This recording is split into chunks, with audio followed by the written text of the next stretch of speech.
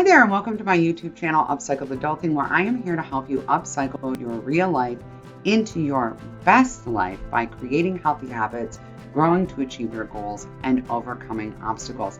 Today, we're going to start talking about habits. Habits are so incredibly important to who you are, who you're becoming, and the life you're creating.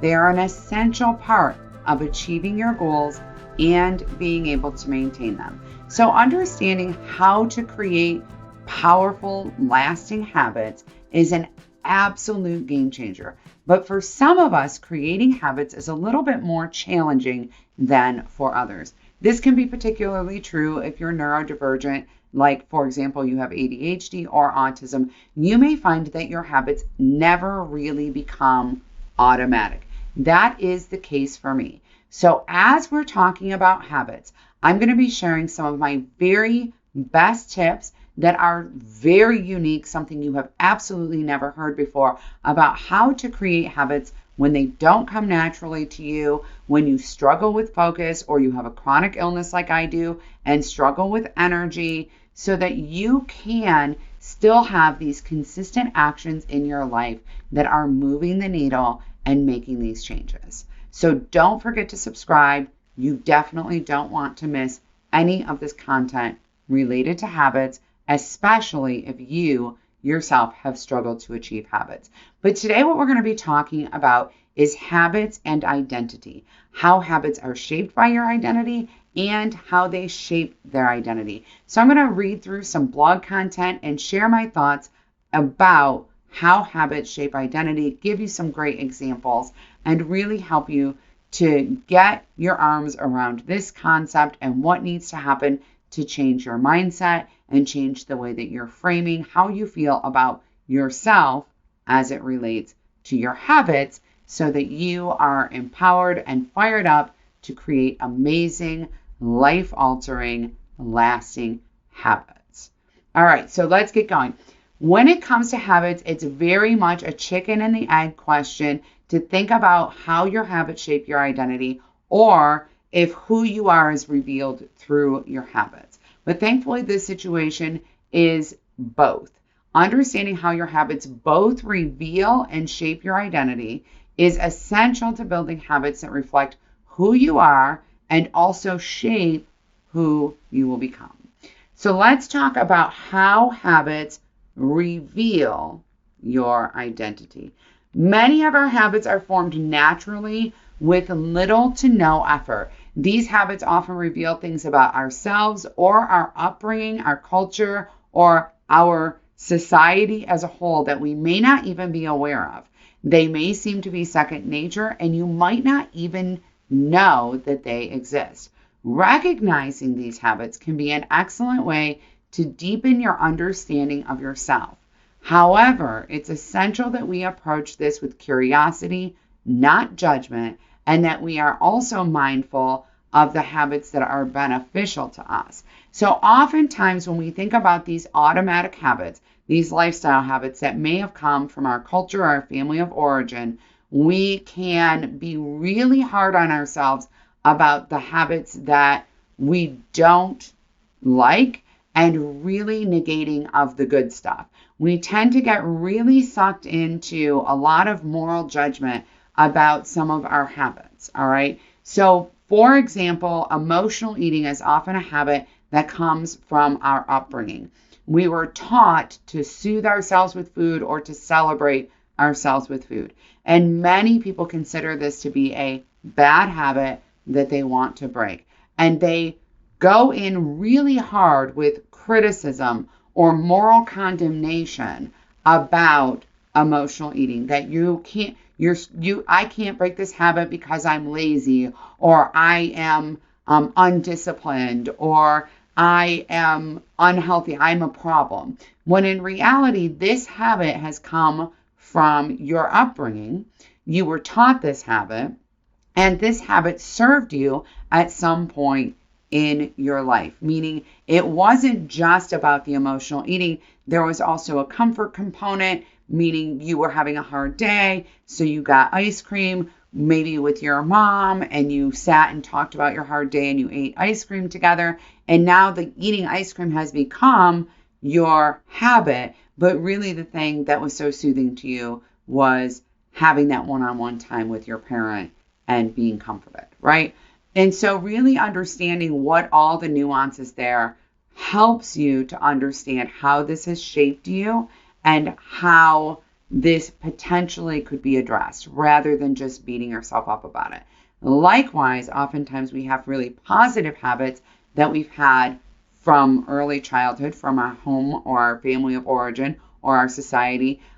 Things like some people have, I am one person who has learned to keep a tidy house from my family of origin.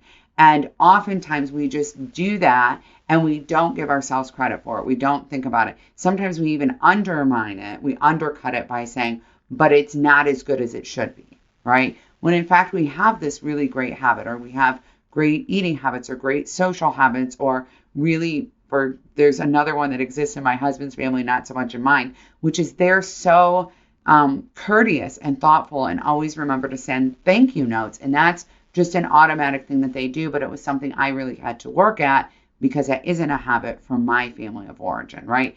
And that doesn't make me rude or inconsiderate or a bad person because I don't know about thank you notes. And it doesn't make them better people, but this may be something that I want to adapt. And my partner would not even be aware, oh, I have this really great habit already established because of my family of origin. And instead would be more likely to be focused on some of these less liked or less, helpful habits. And so rather than beating yourself up, being mindful of both makes a huge difference. Far too often we buy into moral judgments about our habits, and when we look at them as an indicator of who we are, we can slip into either denial or self-punishment. Exercising daily and keeping a tidy house don't make you morally superior or a better person than one who emotionally eats and has stacks of papers everywhere. Identifying and understanding our habits and how they impact our lives and reveal who we are can empower us to make the changes that we desire. We can better learn our own strengths and weaknesses and lean into them to create new habits and become the best version of ourselves.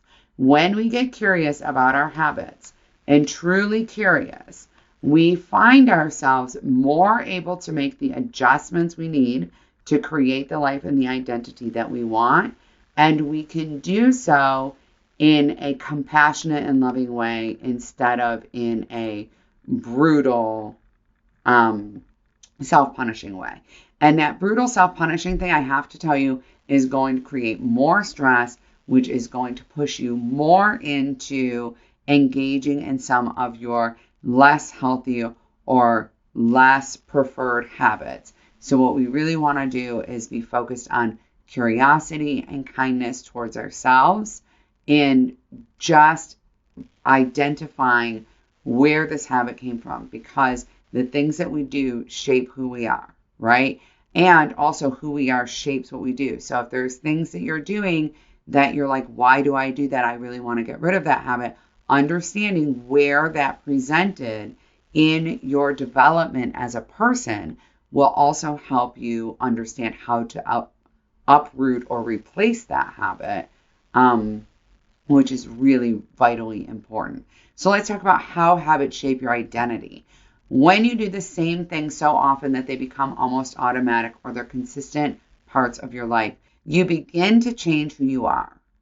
It isn't simply that you run, for example, you are a runner. It isn't that you smoke, you are a smoker. The habits that we have change how we see ourselves and the world around us. And in this way, they shape our identity. They cause us to grow, stagnate, or fall back. The person you want to be and the future you want to have are determined far more by what you do consistently than they are by your thoughts, your circumstances, or your family of origin. So where you want to end up and who you want to be a year from now, 5 years from now, 10 years from now, even a month from now, is dependent upon the actions you take, the things that you do, and not the things that you don't have to do them every single day, but the things that you do regularly or the things that you don't do regularly, right? And in no place do we see this more than in the area of health, right?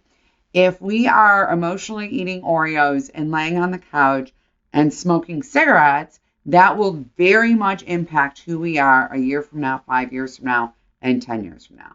We will see very obvious results from that. And likewise, we'll see obvious results from consistent movement, from eating more vegetables, drinking more water, getting more rest, right? We see the other results from that. So it's really important to recognize that the actions that you take every day become part of who you believe that you are. And they also shape your future and future you and future you's outcomes, right?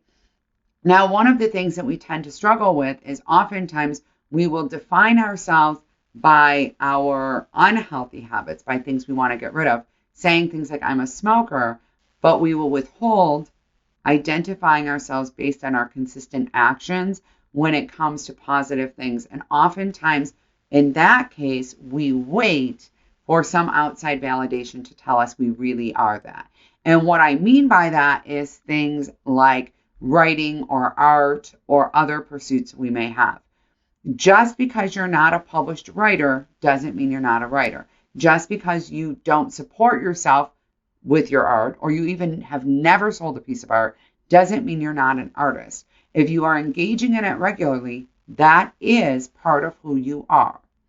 So it doesn't matter if anybody else sees it, acknowledges it, publishes it, buys it. It doesn't matter if it pays your bills or doesn't. If it's something that you do regularly, that is part of who you are. We very frequently will say this about things like running, but in addition, many times people will withhold the label runner and put all kinds of qualifiers on it. I'm not a runner unless I run more than 5 miles a day. I'm not a runner if I've never run a marathon. I'm not a runner if I've never run a 5K, right? And I'm here to tell you that if you consistently run, even if you consistently run down your block, you are a runner. And when we start identifying ourselves in that way, we see the opportunity for more growth and more pursuit of that action. And that matters. If you don't consider yourself a writer until you're published, I am here to tell you, you will never get published.